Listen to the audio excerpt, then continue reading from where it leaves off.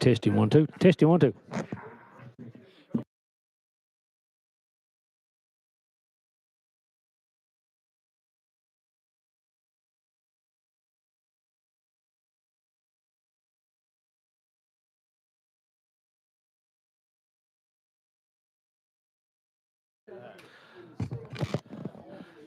Mike Cooper, you're the next contestant. Please come on down.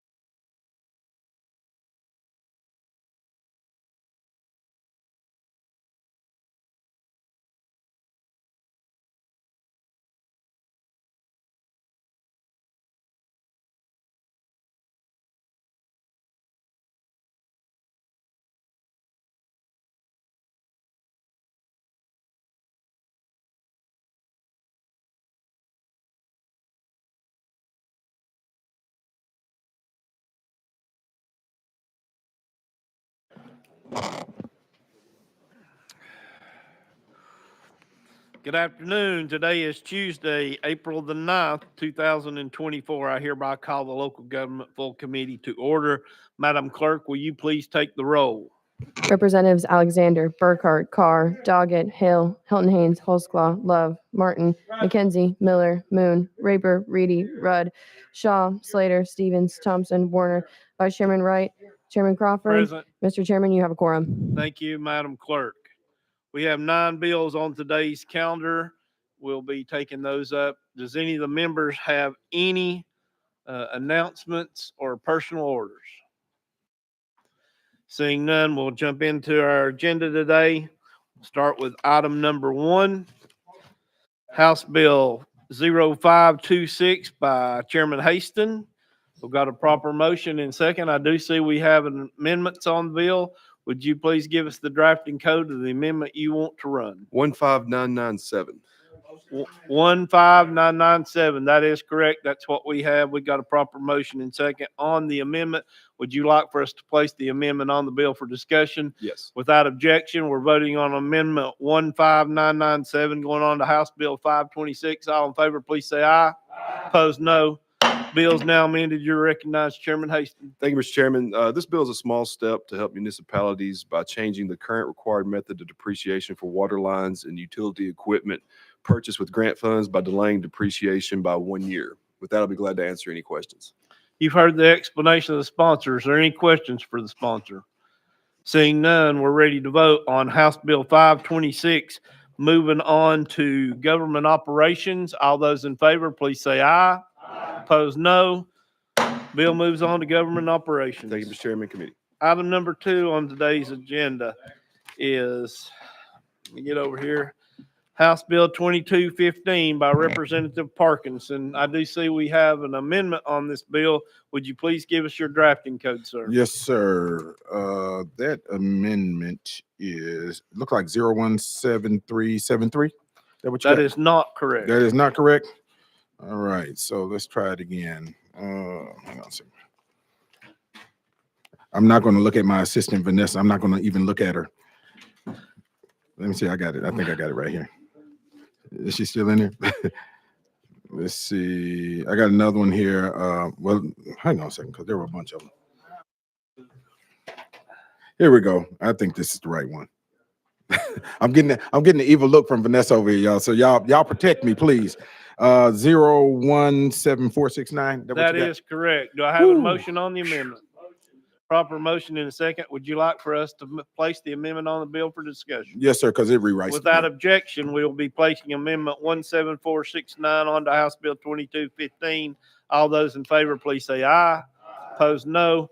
Bill's now amended. You're recognized on your amended bill. Thank you, Mr. Chairman, and thank you, committee. Nationally, there is a real serious issue that's going on, and there's a lot of fraud that's happening in the real estate industry, especially when it comes to residential properties.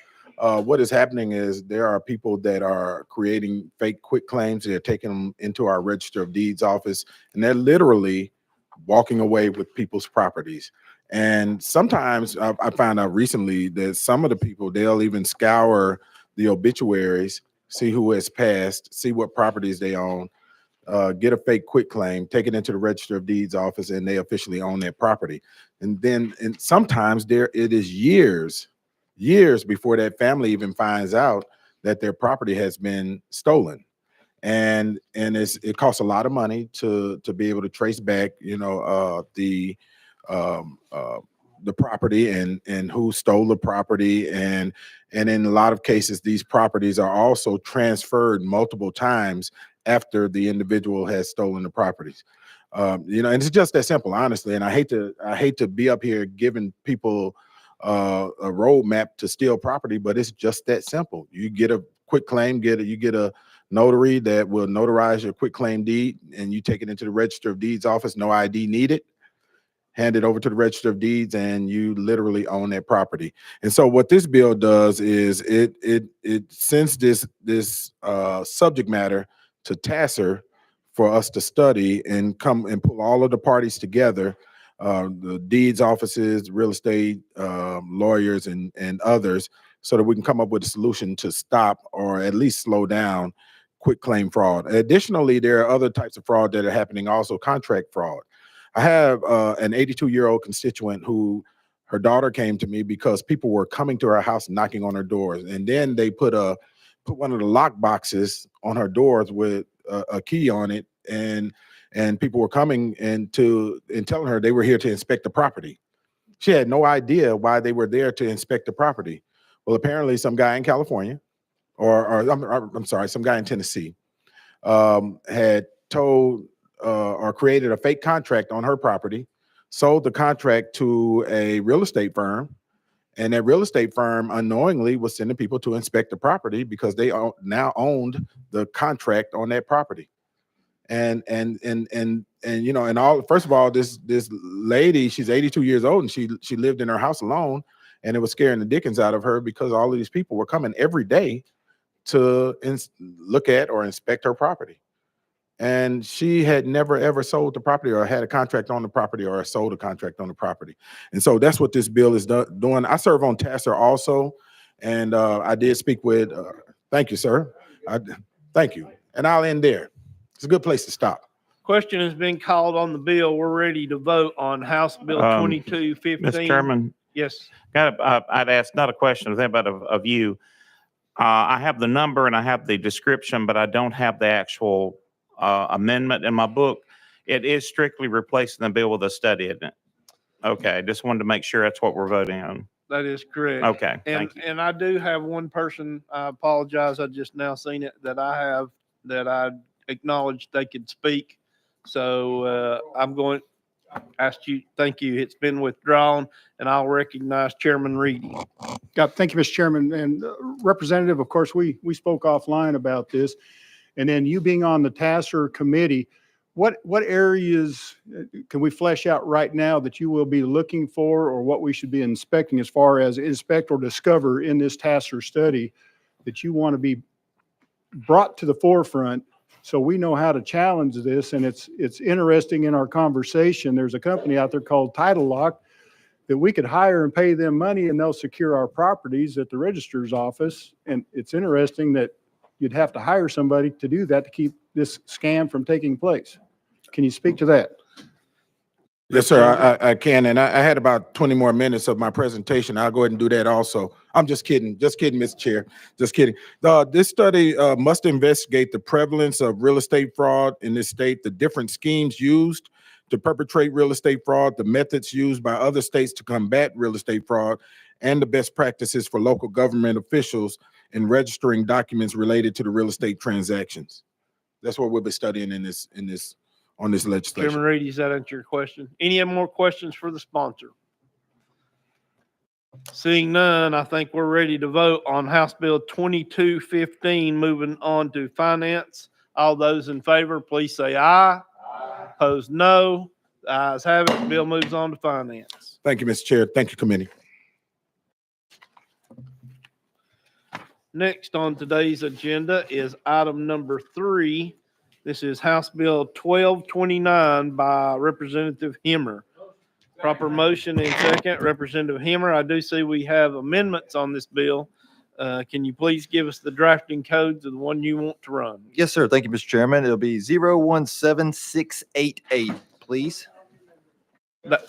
We have a proper motion and a second on amendment 17688, which was what we have filed. I do see that we have some testimony. Is your guest here? It was just in case there's any Okay, further all right. questions, Mr. Chairman. At this time, then, would you like for us to place the amendment on the bill for discussion? Yes, sir. Without objection, we're going to vote on placing amendment number 17688 on to House Bill 1229. All in favor, please say aye. Opposed, no. Bill is now amended. You're recognized on your amended bill.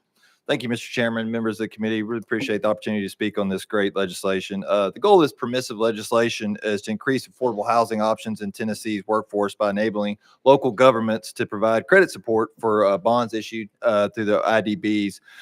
So the local government bodies that choose to utilize this option can establish a framework and use the proceeds from the bonds to partner with the private sector on projects focused on attainable workforce housing. By utilizing this tool in our toolbox, local communities will be able to attract private capital, create the opportunity for public-private partnerships, and address the growing housing challenges that we know we all have all too well here in the state, all the while having no fiscal impact on the state budget. This legislation doesn't reinvent the wheel, but simply models programs on other states that have seen significant success in cities that chose to take this route. And I want to thank TML and the Comptroller's Office for working on this amended version that will also put some guardrails on this to allow these IDBs to do affordable housing bonds to communities that have a credit not lower than the second rating category for long-term debt instrument, AA and AA2, and then also to put a feasibility study to submit to Comptroller's Office. With that, happy to take any questions. Any questions for the sponsor? Chairman Reed. Thank you, Mr. Chairman. Representative Hemmer, you made mention of the Comptroller's Office. Were they the ones that come up with the 60-day period Representative Hemmer, you're inside the amendment? recognized. Would you mind referring me to the section you're discussing? Okay, and on your amendment, Oh. 17688, it says, if the comptroller does not render a determination within 60 days, the plan is deemed approved. You're recognized. Thank you, Mr. Chairman. Yes, that entire section is been drafted by the Comptroller's Office in consultation with the Comptroller's Office, excuse me. It's based on some other stuff. They have some balloon debt. And so we basically just took some similar language that they have for some other debts and been able to submit the language. Yeah. Thanks, sir. Thank you, Mr. Chairman. I apologize for that. That's my insulin pump. I can't turn it off, so nothing I can do about it. Any other questions for the sponsor? Question has been called on the bill. We're ready to vote without objection on House Bill 1229. Moving on to finance. All those in favor, please say aye. Aye. Those opposed, no. If you'd like to be recorded as a no, please see the clerk. Moves on to finance. Thank you, Mr. Chairman, members of the committee.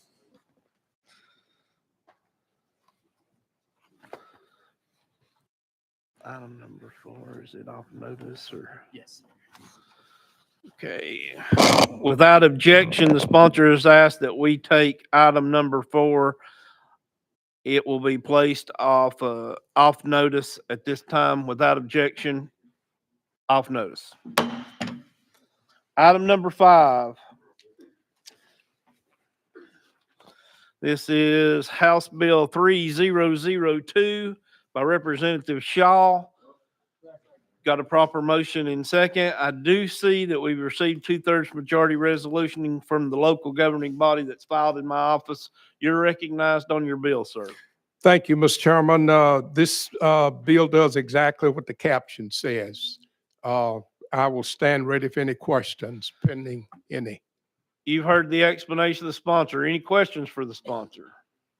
Seeing none, we're ready to vote on House Bill 3002. Moving on to calendar and rules. All those in favor, please say aye. Aye. Opposed, no. Ayes have it. Moving on to Thanks, calendar and sir. rules. Thank you. Item number 6 on today's agenda, if I can flip the page, is House Bill 0776 by Representative Helton Hayes. I do see that we have an amendment on here. Would you please give us your drafting code, ma'am? Yes, Mr. Chairman, 017376. That is correct. Do I have a motion? Proper motion and second on the amendment. Would you like us to place the amendment on the bill for discussion? Yes, please. Without objection, we're placing amendment number 17376 onto House Bill 0776. All those in favor, please say aye. Aye. Opposed, no. Bill's now amended. You're recognized on your amended bill. Thank you, Mr. Chairman. In 2011, the General Assembly passed the Border Region Act for Bristol, Kingsport, and Eastridge to encourage tourism and make Tennessee more competitive with bordering states by empowering local governments to encourage the development of extraordinary retail or tourism facilities, including shopping, recreational, and other activities. In 2019, the Regional Retail Act was enacted for Johnson City, which mirrors the Border Region Act. Developers and cities would be reimbursed for eligible expenses from an apportionment of state sales tax. The result of the Border Region Act has fueled in excess of $100 million in state sales taxes. The Regional Retail Act is in the infancy stage of district certification, but once approved, will annually draw 1 million visitors and generate not less than $2 million in new state sales taxes revenue per year. The amendment is a cleanup to redefine costs, several related changes to economic development projects within the specific districts. The amendment refines the definition of cost to exclude various expenses like travel, entertainment, and developer salaries, as well as specifying criteria for discounts on rent provided to tenants within certain lease agreements.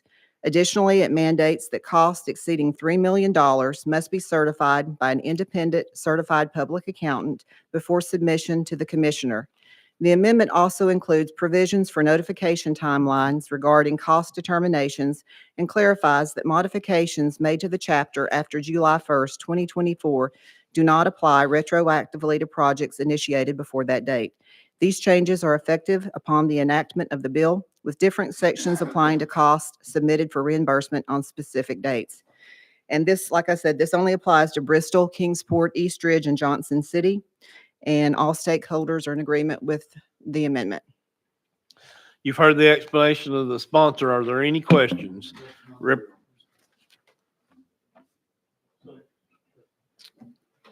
We have one member that signed up. It's your choice. Do you withdraw? Okay, the question on the bill has been withdrawn. We're going to recognize Representative Thompson. Actually, the question I had was answered in the latter part of the sponsor's presentation, so Thank I you. withdraw my question. Thank you, Representative Thompson. I'll recognize, the question has been called on the bill. We're ready to vote on House Bill 0776. Moving on to calendar and rules. All those in favor, please say aye. Opposed, no.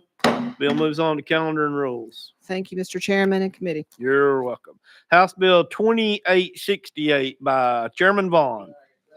Got a proper motion and second. We do have some amendments on this particular bill. Can you please give us the drafting codes, Chairman, of the amendments you would like to place on the bill? Yes, sir, Mr. Chairman. That drafting code would be 015586. Got a proper motion and second on amendment number 015586. Would you like us to place it on the bill for discussion? Yes, sir. Without objection, we're placing amendment 15586 on to House Bill 2868. All those in favor, please say aye. Opposed, no. Bill's now amended. Do we have another drafting code? That's my only one, I believe, sir. Okay. All right. Let me see, make sure that we're in proper form here. I do have two more amendments and I need to recognize Representative Miller. I see that you have an amendment. Can you please give us the drafting code of the amendment? Thank you, Mr. Chairman. 017602. That is correct. Mr. Chairman, Representative Miller has asked that we place amendment 17602 onto your bill. Do you accept that as a friendly amendment? No, sir, I do not. Okay. Representative Miller, you're recognized on your discussion of your amendment. Thank you, Mr. Chairman. I haven't had an opportunity to speak with the chairman about these amendments. I think we've been. Yes, sir. Did we get a motion on that? We have not. Motion. Go ahead, Representative Miller. We got a proper motion and second. Thank you, Mr. Chairman. I haven't had an opportunity to speak to the chairman about these amendments, at least two amendments. So my plans are to withdraw this amendment and reserve the right to reintroduce the amendment at a later date. So I will withdraw this amendment. Without objection, we're going to withdraw 17602. All those in favor, please say aye. Opposed, no. Amendment's now withdrawn. Do you have another amendment? Yes, Mr. Chairman, there is a second amendment. Your drafting code? Come on, drafting code. 017125. That is correct. Do I have a motion on the amendment? Got a proper motion? Is there a second? Second. You're recognized, Representative Miller. Thank you, Mr. Chairman. Once again, I haven't had an opportunity. I consider this to be a friendly amendment, but obviously the chairman doesn't. But because we haven't had that conversation, and we've been trying to plan a conversation to have about these amendments, so I reserve the right to reintroduce this amendment at a later date. However, I will withdraw this amendment. Without objection, we'll withdraw amendment number 17125. All in favor, please say aye. Opposed, no. Amendment is now withdrawn. We're back to you, Chairman, under your amended Bill 2868. Thank you, Mr. Chairman. First, let me just say that sometimes unfriendly things come from friendly people. And so I don't think that the unfriendly amendment impacts my friendship with my fellow member, the dean of the Shelby County delegation down there. This bill is the culmination of a great deal of work being done behind the scenes to bring about the renovation of the FedEx Forum facility, which is the home of the Memphis State Tigers and the Memphis Grizzlies. Last year, you recall, our body allocated a great deal of money for athletic facilities in Memphis to be upgraded. A portion of those funds went to the Liberty Bowl Stadium, which has since been deeded over back to the state and to the University of Memphis. And it's going to be under renovation. The same thing here. This is the final piece, the final money into the pot for a $550 million renovation of this 20-year-old facility. What it does is it allows Shelby County to change the allocation of the hotel motel tax to be used for this renovation. I'm going to follow this up, hopefully get it filed today with a private act that details the way that the changes to this allocation has been calculated. I think it's important to note that this bill allows Shelby County to change the allocation and their list of priorities and commit more money to the FedEx Forum renovation, but it does not increase the hotel motel tax. And it also does not authorize Shelby County to increase that tax. So I think those are very important issues for this body. Also today here with me is representatives from Tourism Memphis who have worked and who are a portion of this equation. They've worked diligently with both the county mayor and the city mayor's administration to put this deal together. And like I said, we'll be bringing you the private act that details those. But this is a case where we got everybody to be of one accord. Everybody's excited about the future for that facility, and I'd appreciate your vote. You've heard the explanation of the sponsor. Are there any questions for the sponsor? Chairman Carr. Thank you, Chairman. This is not really a question, just a clarification so that we know where we're at on this. That number one is by population is for Memphis only, correct? Chairman Vaughn. That is correct. This is Shelby by County. population for Shelby County. Okay, and then in no way is that setting a precedence for anything else. Is that correct? Chairman Vaughn. Chairman Carr, as I've been here long enough to know that one General Assembly can't decide what another General Assembly is going to do, and a previous General Assembly's actions typically don't influence our actions. And so I don't see this as being a precedent at all. Good answer. Thank you. And the last thing is, and just to note and reiterate that as soon as we do this, we already know we got a private act coming. We'll probably act on maybe next week or before. Chairman Vaughn. That is certainly our intent. We'd like to get this put to bed so that the progress can continue to be made. And hopefully we'll get that new commitment from the Grizzlies on their expanded lease for the facility now that we're going to be renovating it. Thank you for commitment. Thank you, Mr. Chairman Moon.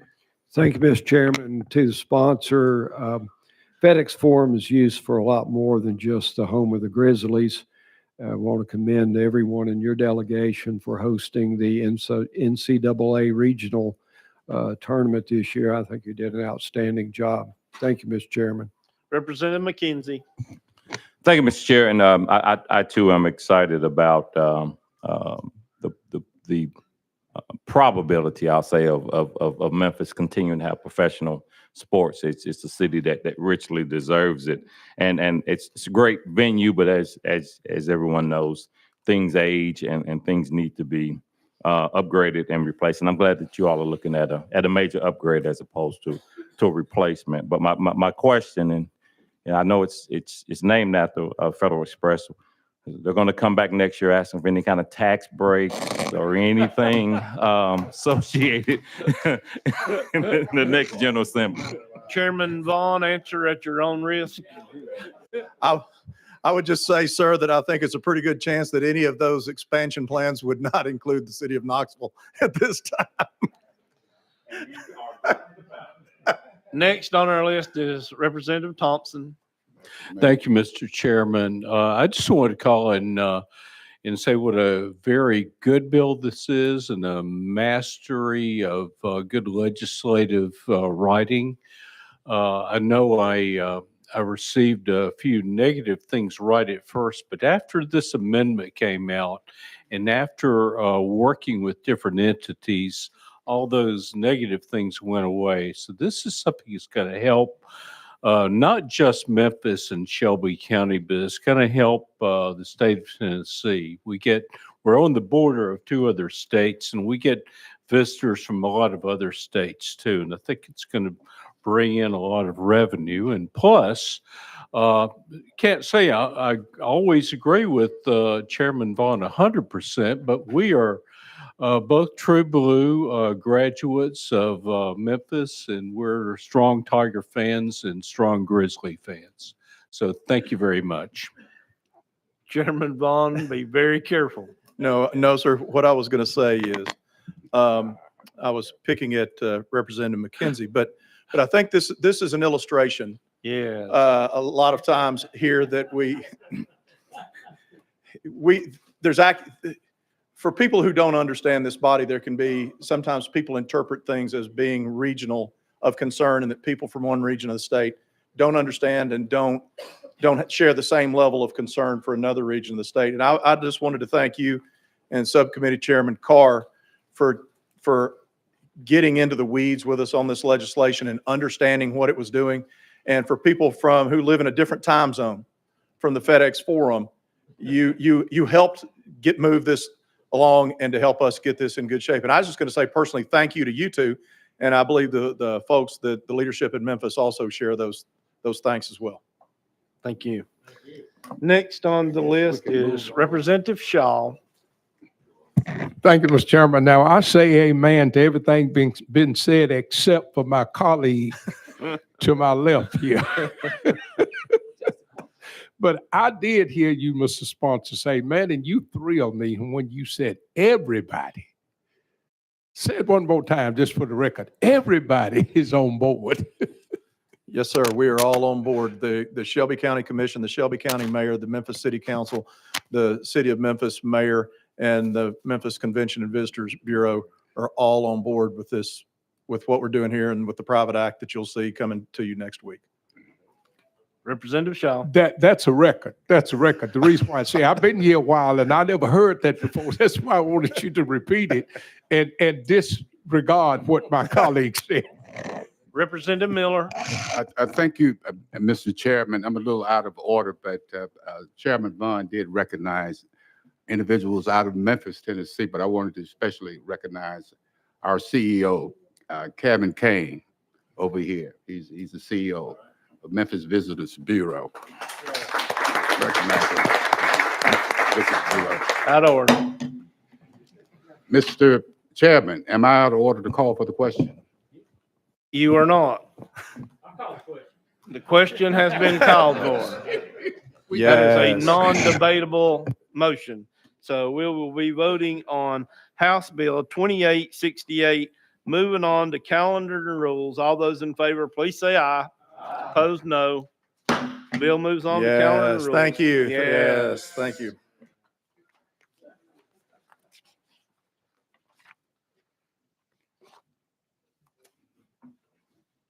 Without objection, item number 8 will be rolled to the hill. We're going to go over to item number 9. This is House Bill 2984 by Representative Freeman.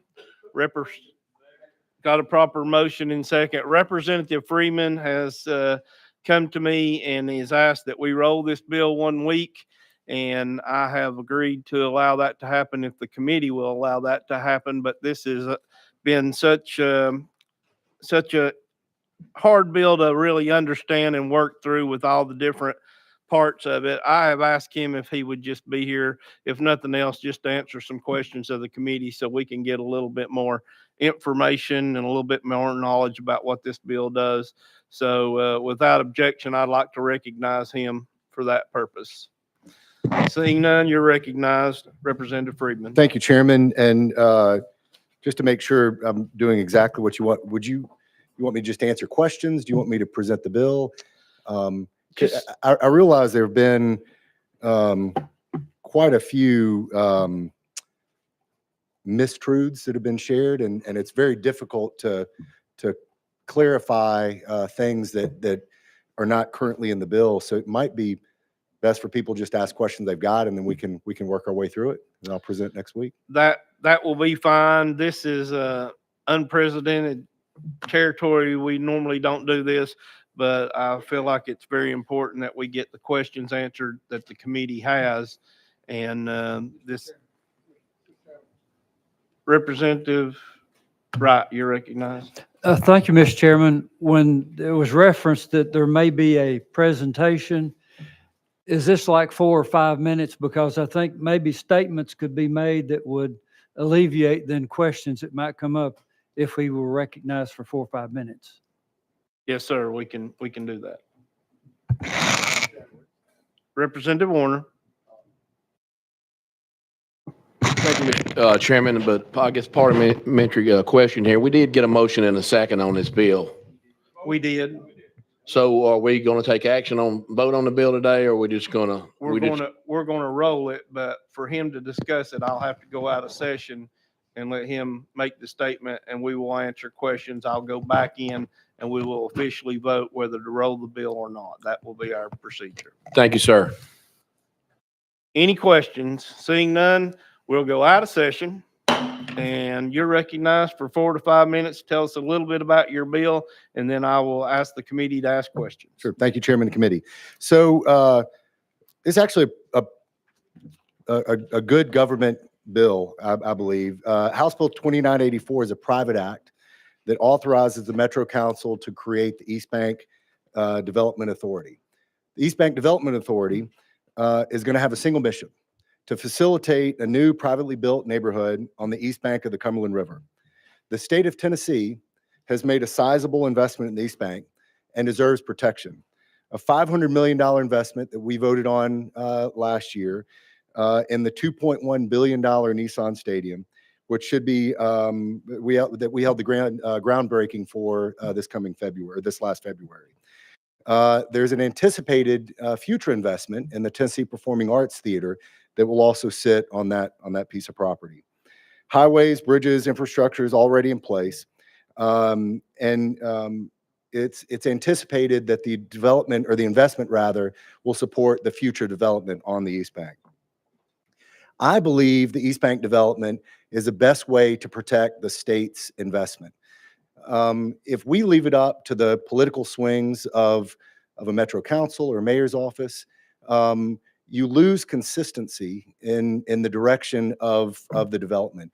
What this would do would create a board who's solely responsible for managing this in a professional manner outside of the political swings of elections every 2 years. There would be 3 state constitutional officers that would have appointees as ex officio members on the board. It removes the bonding for infrastructure for Metro general government. Kind of go through a couple of things that it doesn't do. It's not another blue oval. The East Bank does not have eminent domain authority. The East Bank cannot unilaterally issue bonds without Metro Council approval. There also, ensures mutual transparency. It would require an annual audit reviewed by the comptroller, and obviously open meetings requirements and all the good things. It's got business support, NAOP, National Association for Industrial and Office Parks, supporting it, as well as the Nashville Chamber of Commerce. And I'd love to answer any questions people have.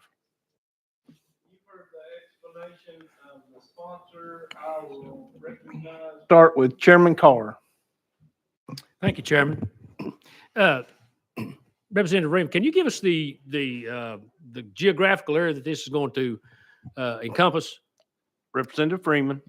Yes, sir. The East Bank is where the current Titan Stadium is, goes to the right, picks up the recycling facility, and then goes all the way to the interstate on the other side. Chairman Carr. Thank you. Now, once you get this, and I realize it's bound by the river and the eastbound part of 24 and 65. Now, if we pass this, that would entail all that area. You wouldn't be able to go and say, I want to go down further down the line or whatever. You have to stay to those boundaries. Is that correct? Representative Freeman. Yes, sir. Okay. And a minute ago, you said that you had bonding powers on this, but I'm asking, would those bonds then be able to be backed up by a Metro Council? Or is this bonding agency going to be responsible for those within itself? I guess I'm asking. Representative Freeman. So the bonding authority would sit within the East Bank Authority, but would require Metro Council approval. Okay. Chairman Carr. Thank you. And sir, I'm sorry, that's not uncommon for other authorities like this. That's actually how all of them work. Right. Chairman Carr. Okay. Now let me touch on one other thing. So you said within this East Bank, you will not have any eminent domain powers. Is that correct? Yes, sir. There's Representative Freeman. sorry, sir. Yes, sir. There is no eminent domain granted to the East Bank Authority. Chairman Carr. One other question. If this is passed and we give this authority to the East Bank, and they have control completely over that, does that mean then that maybe Nashville with its domain, eminent domain powers couldn't come in and do that? Is that correct? Representative Freeman. Sir, there's nothing that would keep the state of Tennessee, MDHA, or the city to exercise eminent domain, but it would not be through this body. It would not be through the authority body. Chairman Carr. Thank you very much. Thank you, Chairman. And I just want to clarify, that goes for anywhere across our state. So Next on the list is Representative Wright. Thank you, Mr. Chairman. My question, building on Chairman Carr's question. So we've sort of got the bounds of this piece of property. What's the acreage that's being involved here? Representative Freeman. So there are a couple of breakdowns of the acreage. There is roughly 130 acres that is Metro owned, where the stadium and TPAC are being contemplated going. The total site of the whole East Bank is about 500 acres, but most of that is being developed by, well, not most, the balance of that's being developed by private developers. Vice Chairman Wright. Next on the list is Representative Warner. Thank you, Mr. Chairman, and thank you, sponsor. Can you talk a little bit about how the board will be made up? Can you, the members and how they're appointed and who's a voting member and who's not? Representative Freeman. Yeah, thank you. So there are 7 voting members. 5 would be appointed by the mayor, 2 by the council, and then there would be ex officio members by the comptroller, secretary of state, and treasurer. And that makeup aligns with multiple other authorities and boards just like this across our state. That's actually how we came up with that. Representative Warner. So those members that you mentioned last would not be voting members, correct? Representative Freeman. They are ex officio members, correct? Right. Would you be open to a friendly amendment to allow the Speaker of the House, the Speaker of the Senate, and the Governor to appoint 3 voting members? Representative Freeman. I'd need to discuss that more. And since we're out of session, I'm not sure this is the appropriate place for that, but I thought that's what we were doing, was having a discussion. it's a good one. I mean, listen, I'd be open to talking about anything. This is a piece of property wholly encompassed within the city of Nashville that is partially owned by the city of Nashville. I'm not really sure why, what the benefit for the appointees from the lieutenant governor and speaker and would be. Can you explain to me what the benefit there would be? Representative Warner.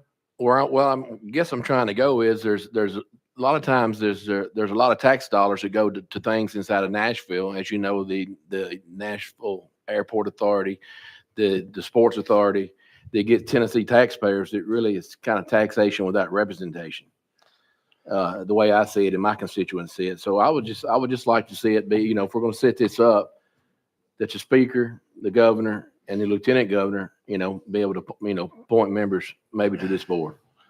Before I recognize you, Representative Freeman, we are out of session, Representative Warner, so we can't take your motion or do business actually what I as was gonna say, that. I'm When we go back into session, you can do that. Representative Freeman, you're recognized.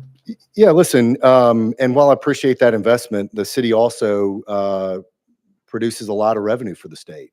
And, these types of authorities that are overseeing development, many of us on this board have served on our local councils. Many of us served on their local planning department. The most local decision in politics is the decision of how property in and around your community gets developed, what the land use looks like.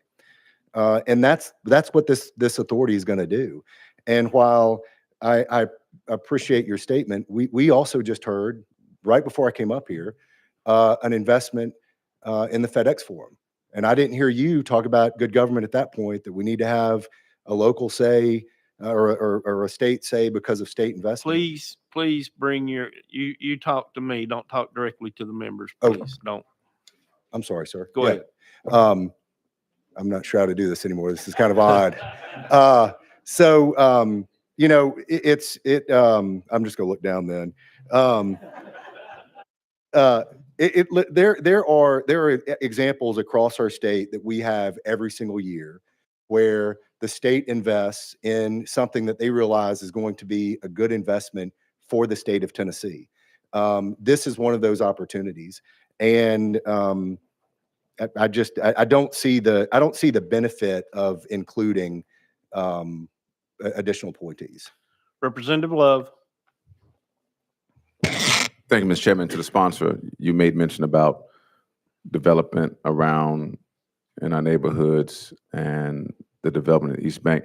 Could you talk about the role or the efforts rather, to address affordable housing in the East Bank area? Representative Freeman. Yeah, sure. So part of the agreement that we have currently that is outside of this agreement, this is with Metro and Fallon, who's the developer, is the construction of almost 16,000 residential units, of which almost 700 are going to remain affordable. And that is just the beginning. This project will require tens of billions of private investment over very likely a 40-year period.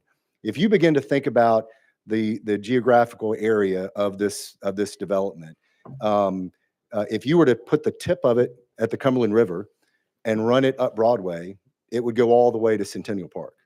It has the same geographical area as Midtown Atlanta. So if you start thinking about the financial impact that's going to have for the region in our state, it's going to be phenomenal. And again, the intent of this bill and this authority is to take the political swings out of every 2 years of what do we want it to look like and all that, put it into a professional body that is going to manage this development over a 40-year period.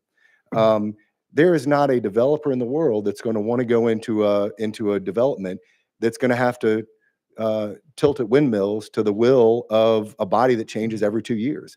They're going to want to know that if they begin an investment, they begin a development, that there will be a consistent direction, and what this board will do will give it that consistent direction. Representative Raper. Thank you, Mr. Chair, and to the sponsor. Can you elaborate again on the advantages of taking the power away from the city council? You sort of alluded to that. Could you expound on that, please? Representative Freeman. Yeah, I think the question you're asking is why it should be a locally decided board. Is that what you're asking me? Yeah. Listen, the most local decisions, again, are zoning and land use decisions. And to allow people that are not going to be impacted daily personally by the decisions of those, or by the outcomes of those decisions, that's why land use is a local decision. We don't go into any of the communities across this area and decide individual land use on a parcel by parcel basis. That's because there's some benefit to having that decided locally, as it always has been. Follow up, Representative Raper. Chairman Thank you for the Doggett. Thank you, Mr. Chairman, and sponsor. You stated this property mostly is owned, or a big portion of it is owned by the city of Nashville. And just out of curiosity, and I'm sure you stated such in your opening remarks, but what basically, really, when it comes down to it, what is the purpose of this East Bank Authority if everything is contained within the city of Nashville and they are owners of a large portion of that property? Representative Freeman. Yeah, again, I'll state it, and maybe I'll change it and make more sense because I'm not being clear. The point of this authority is to have professional, looking at you, is to have professional members who are solely responsible for the sound development and protection of the investment on the East Bank, and getting it out of the swings of political cycles, and getting it out of honestly the hands of politicians, and making sure that we have people that are capable of making the decisions for this development. Next on the list is Chairman Carr. Thank you, Chairman. One follow-up. One of the people that was going to be appointed an ex officio member was the comptroller of the Treasury. He's looked at all this and everything. Is that not correct? And tell me his opinion on that, if you can, please. Representative Freeman. Yes, sir. The legislation as it stands right now has been worked with both the comptroller and other parties involved. So they're okay with this. Actually, when we rolled it the last time, that was one of the reasons is we wanted the comptroller to have another look at it to make sure that the audit approval met the standards that they want. Most of these boards have an audit every 2 years. We felt that it was important to make sure we had more transparency, so we have an audit annually. Just for clarification purposes, when I said you need to look at me, not so much me individually, but you talk to the whole committee. Don't talk directly to one of the members. Yes, sir. So that was my fault, and I apologize. I Representative Martin, you're recognized. Thank you, Mr. Chairman. And Representative Freeman, thank you for this. I guess, I hear you say, get it out of the hands of the politicians. I heard you use that expression. And yet the people that are elected are the ones that are accountable to the citizens.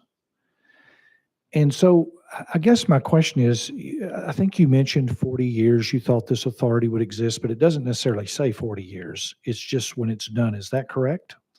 Representative Freeman. Thank you, Chairman.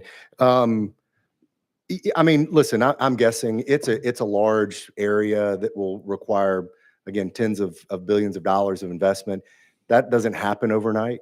I mean, if you just look at the first, I think it's 38 acres that we're talking about developing now.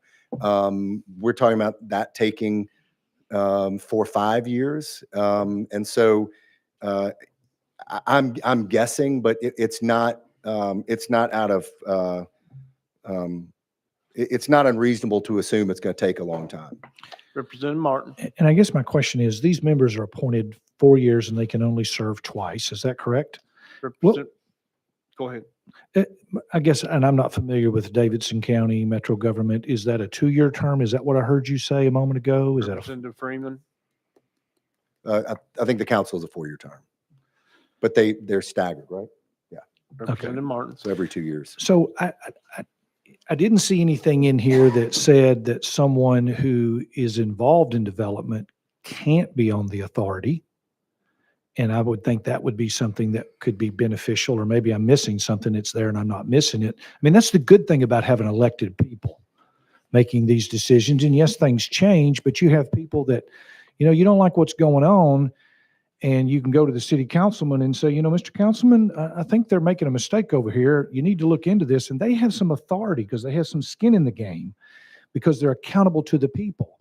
And so I'm not saying that what you're trying to do here, Representative Freeman, is misguided. And I love the word you used about mistruth when you started. I'm like, what is a mistruth? Is that the same as a lie? Is that the same as something that is inaccurate? That's such a kind way of saying that. But my question is on this is, where is the accountability? Because you're talking about millions and millions and millions of dollars for the locally elected people, because they're the ones that are going to be held accountable by the citizenry. And yet it's like we're putting a layer between them without accountability there. That's what I'm not seeing here. Can you help me with that? Representative Freeman. Yeah, sure. And that's a great question. I think that the difference, as I see it, and maybe just a difference of opinion on this, is they are accountable. Those board members are accountable. They have a code of ethics. They have a code of conduct. They will be selected based on skill sets. There will be developers. And what I'm saying is they're also outside of the daily, weekly, monthly swings of political pressures. We all know, we all feel it up here. Something can catch fire in social media, and the next thing you know, you've got a piece of legislation being brought to address something that happened once. It's a one-off thing. What this does is it removes those political pressures on the short term and puts it out on a longer term. So they have a 4-year term. If they're not doing it, they can be replaced. If they're not acting up to the code of ethics, they can be replaced. If they're taking advantage of the system, they can be replaced. Representative Martin. I guess my question is this: when you say they can be replaced, is there a mechanism in this that where if someone is a bad actor in some way, or perceived or otherwise, and the city council or the mayor says, we can't wait 3 years, we need to do something now, is there a mechanism where that can be addressed? Representative Freeman. Yeah, if you'll give me a second, I'll find it. But while we're, ask me another question. Let me look for it. I'm out of questions. Without objection, we'll go out of session. Well, we're already out of session. You wanna get with legal? We will hear from legal. He has the answer to this. Legal. Thank you, Mr. Chairman. Josh Houston, Legal Services. So on page 7 of the bill, in section 3I, it says the mayor may remove a board member appointed by either the mayor or the Metropolitan Council for cause. So I hope that helps. Representative Martin. Yes, Mr. Houston went so fast, I couldn't follow him there. Representative Freeman's so slow and you're so fast. Can y'all meet me in the middle here and try that one more time? Yeah, it's page 7, subsection I. Representative Freeman. I'm good. You want me to speak slower? He got it. No, he got it. I got it. Thank you. I was going to ask you to repeat it again, but he got it. Let's see. That looks like all I've got on the list. Representative Burkhart. Thank you. Just one question. Are the board members required to be bonded? Representative Freeman. I don't believe so. Okay, thank you. That's all the people I have on the list. There is some people here to speak that filled out presentation cards. So unless there's any objection, since we're out of session, I will go ahead and recognize them and let them speak. And then procedurally, we'll go back into session and decide what the committee wants to do. So at this time, is Stephanie Johnson here, or David Hooven, or Lulu Elam? If you're here, please come up to the table and have a seat. You'll see a microphone in front of you. Push the button till the light turns red. Recognize yourself and who you're with, and you will have 3 minutes to address the committee. It doesn't matter which one of you wants to talk first. Is it on? Yes, okay. Deep breath. I'm nervous, but also I've got a lot to read here. First of all, thank you so much for permitting me to speak here on what I consider to be on behalf of the citizens of Davidson County who are growing in opposition to this bill as they hear about it. It's been effectively pretty much cloaked. House sponsor Representative Bob Freeman described this bill to the House floor as merely a bill to help ebb and flow of the East Bank development. With all due respect, Ma'am, can yes? you please give us your name for the Oh, record? I'm sorry. Lulu Elam, citizen of Davidson County. Bob Freeman is a large-scale developer, and his father, owns, his father owns many of the Nashville media outlets that are spinning this bill to his favor. Representative Freeman's words totally misrepresent this bill, the words that I was referring to earlier about it being just merely an ebb and flow. This bill is enormous in scope and impact to the state of Tennessee and Metro taxpayers and citizens alike. In private, well, he's already told how large it is to the Centennial Park. Please understand that most Davidson County citizens don't know anything about this legislation. I came to know of this bill many weeks ago as a member of Senator Pody's advisory board, which is comprised of select Davidson County citizens. As a group, we voiced our opinion, our strong opposition to the creation of the East Bank Authority by a vote of 15-2. I personally own properties in the area affected by the bill. So I helped assemble a team that included prominent attorneys to dissect the bill and found that the lobbyists for the bill had repeatedly misrepresented the bill's scope and contents to both legislators and the public. I ask you to please consider that this bill does not take away eminent domain. It may not be, those words may not be included in the bill, but if you think about what an authority is, the scope of it is defined. It is taking away property somehow, especially using the words purchase. They have to purchase it, and they're going to do it one way or another.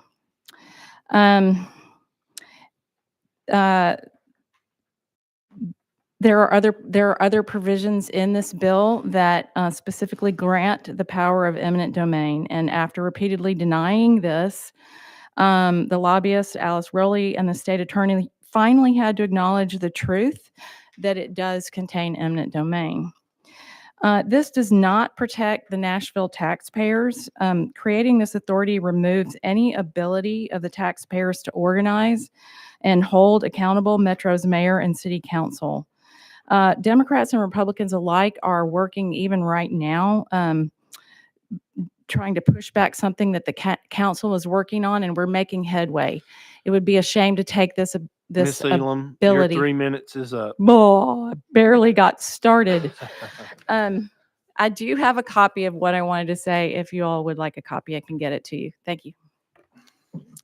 Next on the list is Mr. Hooven. Thank you. I'm David Hooven. I live in Davidson County. I ran for the 51st District to replace Brother Bill and didn't make it. But I appreciate all the work you guys and ladies are doing. I am not opposed to the development. I'm extremely opposed to this very, very flawed bill. It's like it would take me 2 days to explain the cottage cheese we're dealing with. But I think the highlights would be, we're talking about creating another authority, which is going to cost millions just to create that. We're talking about a non-supervised authority that has pretty much total power to do whatever they feel like they want to do. And they also have no budget limit, so they can spend as much of our money as they want to. And then thirdly, which was stated, I think, Mr. Freeman, unless you've changed it in the last 30 minutes, it says that this group can expand the area without limitation. So, I mean, I could go on and talk about that, but one other thing I would like to mention is, even though this bill has not been passed, a developer spent $60 million, bought a piece of property on the East Bank, and Metro, after approving everything and they demolished what was on there, stopped him because it doesn't fit their plan. That's enough said on that. That as a developer, I get a little anxious on those things. But I think it's a way to get the state to be hooked into this whole program. I have no idea why it's up here. I don't. I honestly don't as I look at it. I have been told multiple times by the council and the mayor's group that they can do this on their own, and this is just to protect the public. I've got some swampland in Florida. If y'all want to buy some of that, it'll protect you. So at any rate, I know they say different things, but just the basics. Just look at the basics. We're talking about billions of dollars, 7 people controlling it, and unlimited capital. And what is the taxpayer going to do if this thing goes south? Thank you so much for your time. And I've seen a lot of you and met with a lot of you, and you've been most gracious to give us your time, and I appreciate that. Any questions, we'll be glad to answer. Thank you. Thank you for taking your time and coming out to be with us today. Before I recognize the sponsor, are there any questions for the presenters? Representative McKenzie. Thank you, Mr. Chair. Just a couple of, I think, quick questions. So you had talked about that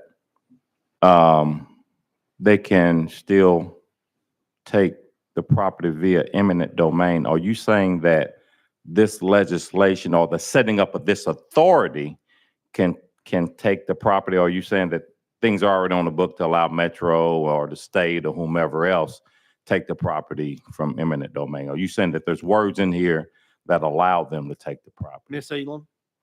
Well, Metro, of course, has the ability to do that themselves.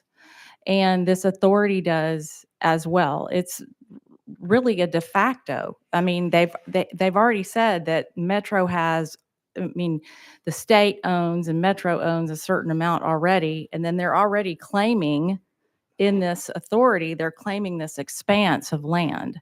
Now, there are individual people who own things in there, and literally they have to provide what I think is called just compensation, but that's determined by the authority itself. And so who knows what they're going to get. And oftentimes you see it all over when eminent domain is used. People generally do not get what they should be getting.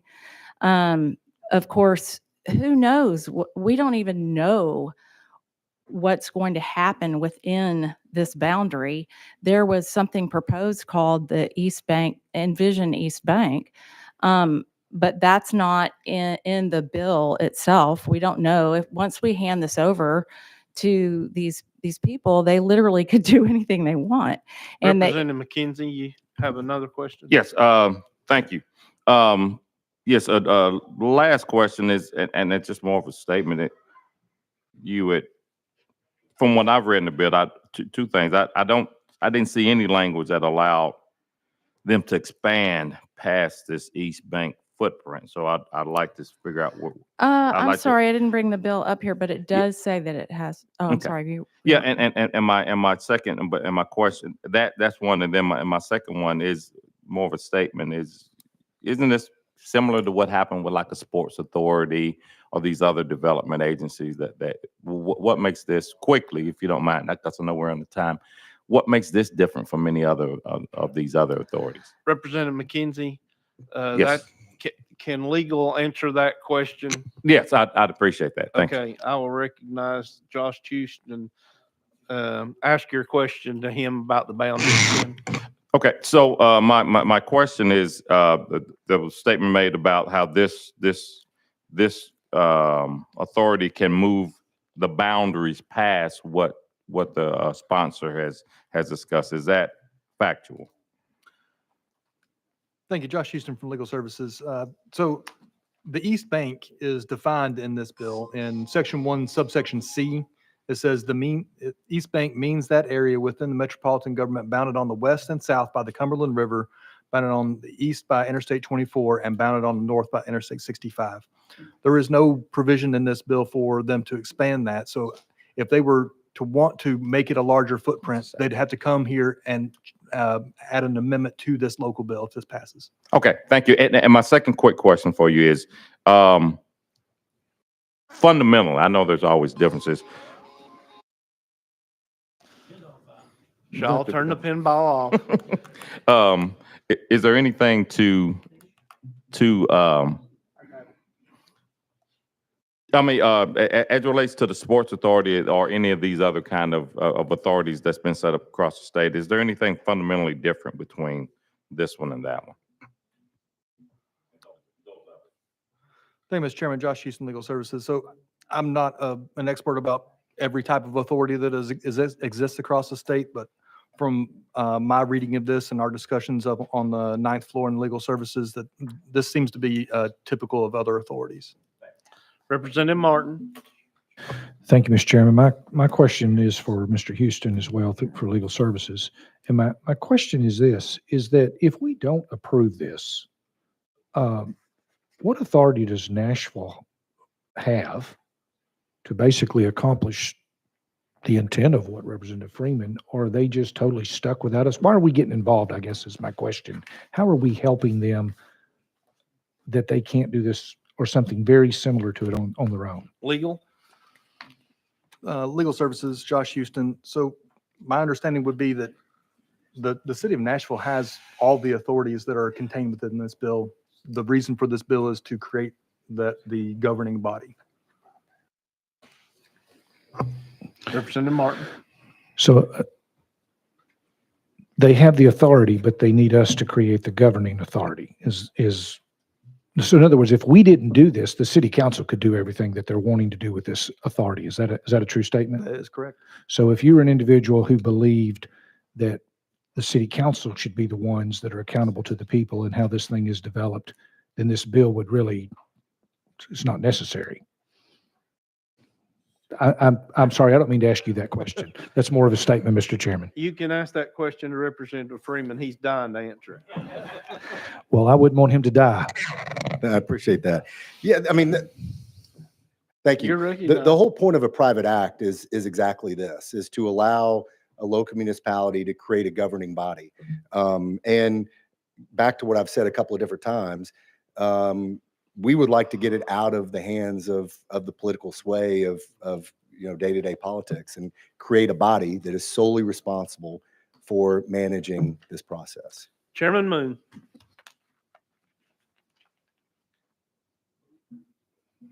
Thank you, Mr. Chairman, and to the sponsor. This act will have no effect unless it's passed by a 2/3 vote of the Metro Council. Is that correct? Representative Freeman. That's exactly correct. All right, seems like we've got all of our questions. You've heard the explanation of the sponsor.